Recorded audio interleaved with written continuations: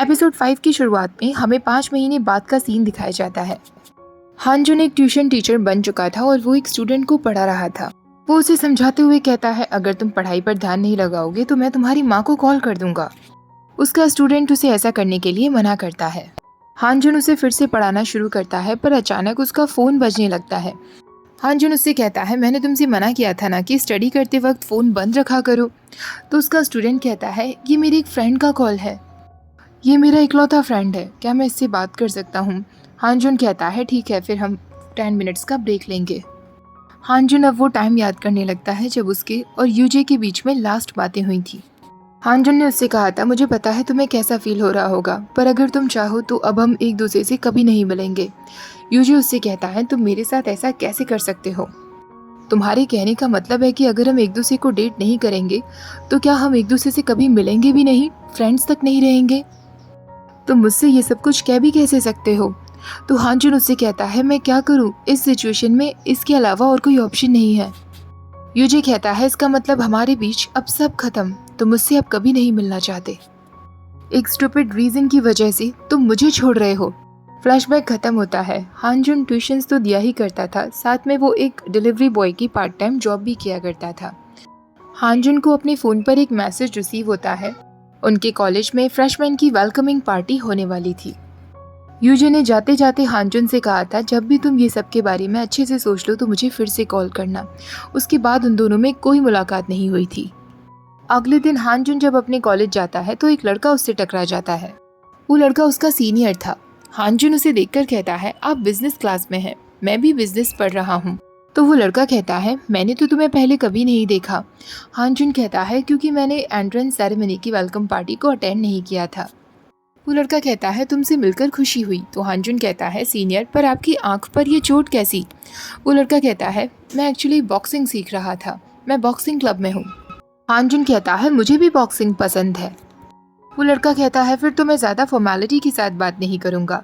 आज freshman party attend कर रहे हो ना, तुम्हें ज़रूर आना चाहिए, इस साल भी काफ़ी सारे फ्रेशमैन आए हैं। उस रात हानजुन वेलकम पार्टी को अटेंड करने के लिए पहुंच जाता है। उस पार्टी में यूजे भी ऑलरेडी वहां मौजूद था। यूजे और हानजुन एक दूसरे की तरफ देखते हैं पर आपस में कोई बातें नहीं करते।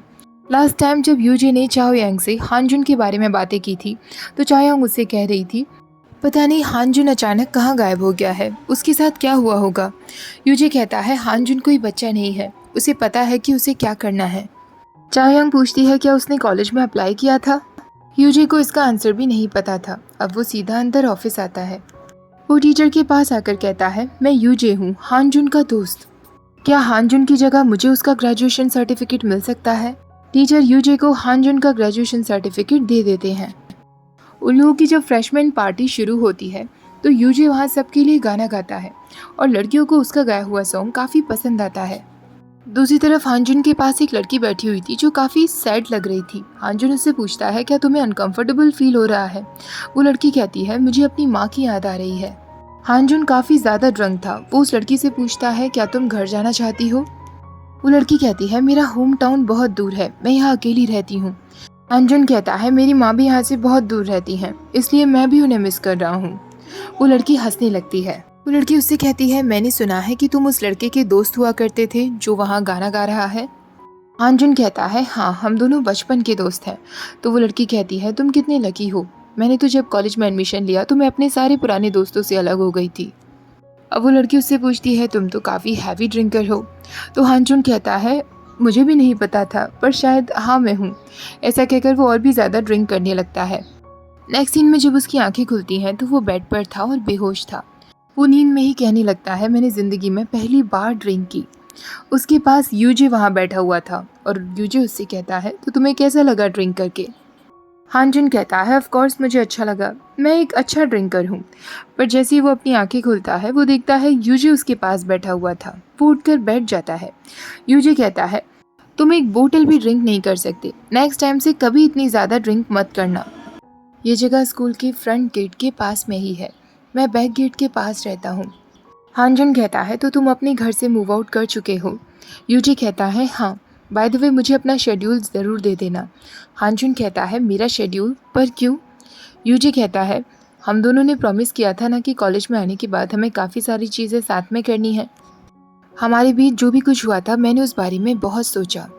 अगर तुम मुझे सच में पसंद करते हो तो क्या तुम मेरे साथ ऐसा करते?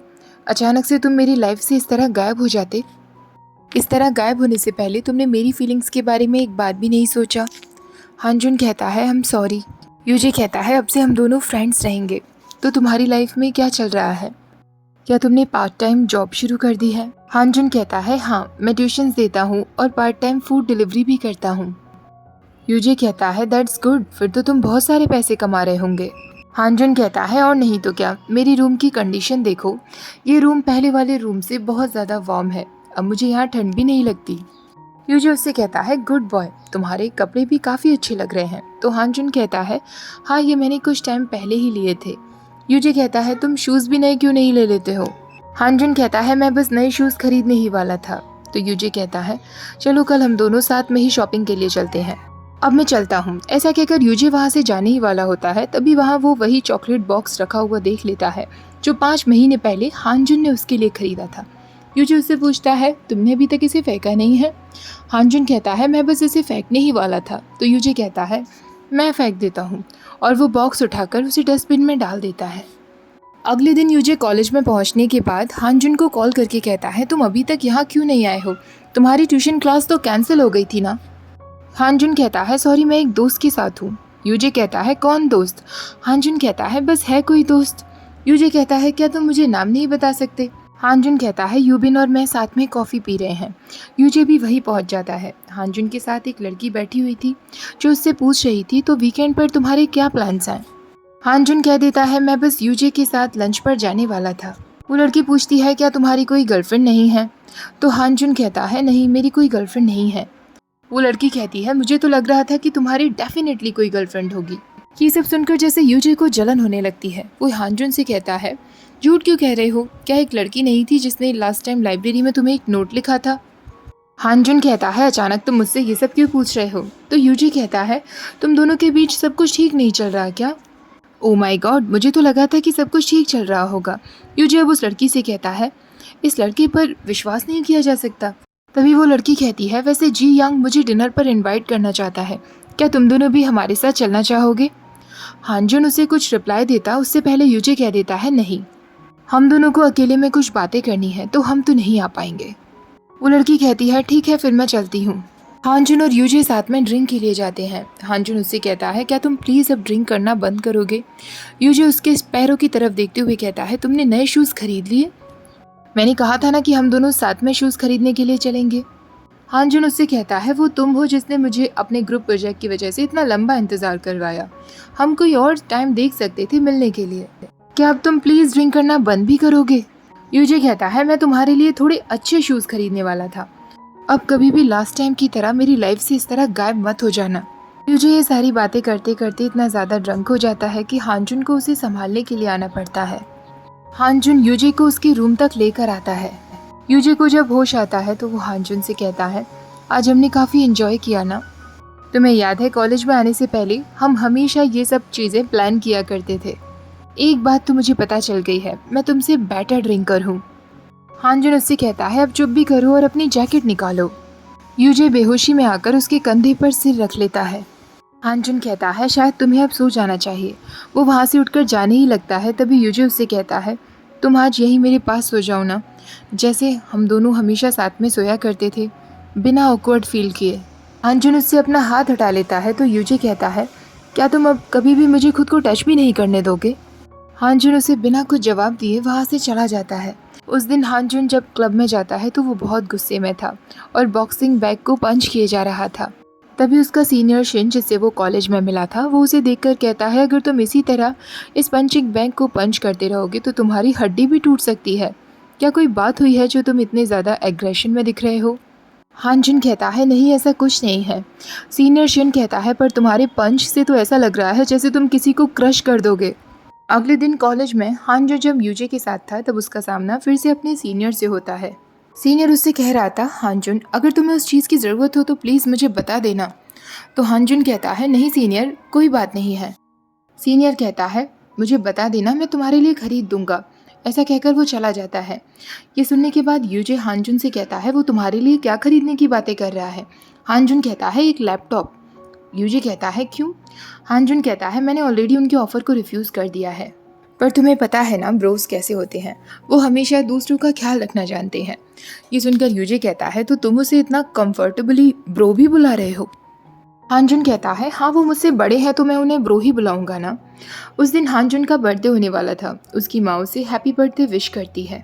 उसके बाद यूजी भी उसे मैसेज करता है आज क्लास के बाद हम दोनों मिलेंगे। क्लास के बाद जैसे ही यूजी उससे मिलता है, यूजी उसके लिए गिफ्ट ले आया था, जिसे देखकर हानजुन कहता है ये बहुत एक्सपेंसिव है, मैं इसे नहीं ले सकता। यूजी कहता है चुपचाप इसे एक्सेप्ट कर लो। हानजुन कहता है तुम्हें पता है ना मुझे ये अच्छा नहीं लगता, तुमने मेरे लिए इतने पैसे क्यों खर्च किए? यूजी कहता है मैंने पार्ट टाइम जॉब करके जो पैसे कमाए थे उन्हीं से ये सब कुछ खरीदा है। हानजुन कहता है जो भी हो पर मैं ये एक्सेप्ट नहीं कर सकता, तुम बस मेरे लिए क्रीम बन खरीद दो जो तुम हमेशा खरीदा करते थे। यूजी कहता है तुम्हें इस लैपटॉप की ज़रूरत है, स्कूल का कंप्यूटर रूम 9 बजे ही बंद हो जाता है। जल्दी ही मिड टर्म एग्जाम्स आने वाले हैं, ग्रुप प्रोजेक्ट्स होने वाले हैं, तुम्हें काफ़ी कुछ पढ़ना होगा जिसके लिए तुम्हें इस लैपटॉप की ज़रूरत होगी। हानजुन कहता है जब भी हमें हमारी फर्स्ट सैलरी मिलती है तो हम अपनी फैमिली के लिए गिफ्ट खरीदते हैं, क्या तुम मेरी फैमिली का एक हिस्सा हो जो तुमने मेरे लिए गिफ्ट खरीदा? यूजी कहता है तो क्या वो तुम्हारा सीनियर जी संगमिन तुम्हारी फैमिली का हिस्सा है? वो भी तो तुम्हारे लिए लैपटॉप खरीदने के लिए कह रहा था ना, अगर उसने तुम्हारे लिए खरीदा होता तो तुम एक्सेप्ट कर लेते। हानजुन कहता है मैंने कब कहा कि मैं कर लेता, तभी उसे अपने उस सीनियर का कॉल आने लगता है। यूजी कहता है कॉल को एक्सेप्ट कर लो, तुम्हारे प्यारे ब्रो का कॉल जो आ रहा है। वो सीनियर कॉल पर हानजुन की बर्थडे पार्टी के लिए कह रहा था। हानजुन उससे कहता है ब्रदर बर्थडे पार्टी की क्या ज़रूरत है, पर वो सीनियर नहीं मानता तो हानजुन कहता है ठीक है मैं इस इवनिंग जिम के बाद आपसे मिलता हूँ। कॉल कट होने के बाद हानजुन यूजी से कहता है वो बस हमारे फाइट क्लब मेंबर्स के साथ मेरे बर्थडे का छोटा सा सेलिब्रेशन करना चाहते हैं, क्यों ना तुम भी मेरे साथ चलो। यूजी उसके साथ जाने के लिए तैयार हो जाता है। रात के समय बर्थडे पार्टी चल रही होती है जिसमें वो लोग एक गेम खेलते हैं जिसमें जिसके पास सेम नंबर्स आएंगे उन्हें एक दूसरे को किस करना होगा। नंबर 2 और नंबर 7 जो कि यूजी और हानजुन के पास आते हैं, एक लड़की अनाउंस करती है कि उन दोनों को आपस में किस करना होगा। वो दोनों खड़े भी हो जाते हैं। यूजी अचानक से हानजुन को अपनी तरफ खींच लेता है पर हानजुन उसे किस नहीं कर पाता, बल्कि वो यूजी को धक्का देकर वहाँ से चला जाता है। वहाँ जितने भी मेंबर्स थे वो सोचने लगते हैं हानजुन ने ऐसा क्यों किया, क्या वो ड्रंक है? यूजी भी उसके पीछे पीछे आता है। हानजुन उससे कहता है क्या तुम्हें ये सब करने में मज़ा आ रहा है? तुम हमेशा से ऐसे ही रहे हो ना, तुम्हें उन लोगों को तंग करना पसंद है जो तुम्हें पसंद करते हैं। यूजी कहता है हाँ मैं ऐसा ही हूँ, क्या तुम्हें लगता है कि मैं तुम्हें ऐसे ट्रीट कर रहा हूँ? हानजुन कहता है और नहीं तो क्या। यूजी कहता है तुम्हें जो भी कुछ कहना है डायरेक्टली मुझसे कहो, इधर उधर की बातें मत कहो। हानजुन कहता है क्या कहूँ मैं तुम्हें, तुम अपने हर एक स्टेप हर एक मूव के साथ मेरी फीलिंग्स के साथ खिलवाड़ कर रहे हो। ऐसा लगता है कि सारी फैंटेसीज मेरे दिमाग में ही चलती रहती हैं। अगर मैं तुम्हें इसी तरह पसंद करता रहा तो मैं पागल हो जाऊंगा। यूजी कहता है पर तुमने कहा था ना कि तुम्हारी फीलिंग्स मेरे लिए सॉर्टेड हो चुकी हैं। हानजुन कहता है मैं इस पूरे टाइम सिर्फ तुम्हारे बारे में सोचता आया हूँ, मैं ये सब दिखाता नहीं हूँ तो उसका गलत मतलब मत समझो। क्या तुम इस सिचुएशन में भी मेरा फ्रेंड रह पाओगे? क्या हम एक दूसरे के कंधे पर हाथ रखकर एक दूसरे को हक करके ये दिखा सकते हैं कि हमारे बीच में कुछ नहीं है? मैं तो नहीं कर सकता। आई एम सॉरी, पर शायद 5 महीने पहले जो मैंने डिसीज़न लिया था वो सही था। ऐसा कहकर हानजुन जाने लगता है पर यूजी उसका हाथ पकड़ लेता है। यूजी उससे कहता है मैं तुम्हें कहीं नहीं जाने दूंगा। हानजुन कहता है प्लीज़ मुझे छोड़ दो। यूजी कहता है क्या तुम्हें लगता है कि मैं फिर से तुम्हें इस तरह जाने दूंगा? तुम मुझे छोड़कर अब कभी नहीं जाओगे। ऐसा कहकर वो हानजुन को अपनी तरफ खींचता है और उसे किस कर लेता है। इसी के साथ एपिसोड 6 खत्म हो जाता है। अब मैं इसका एपिसोड 7 और 8 भी जल्दी ही शेयर करूंगी और वही हमारा लास्ट पार्ट होगा। इस सीरीज़ के बाद आप कौन सी सीरीज़ देखना चाहेंगे प्लीज़ मुझे कमेंट्स में ज़रूर बताइएगा। वीडियो अच्छी लगी है तो प्लीज़ वीडियो को लाइक शेयर और चैनल को सब्सक्राइब करना मत भूलिएगा। Thank you for watching, bye bye.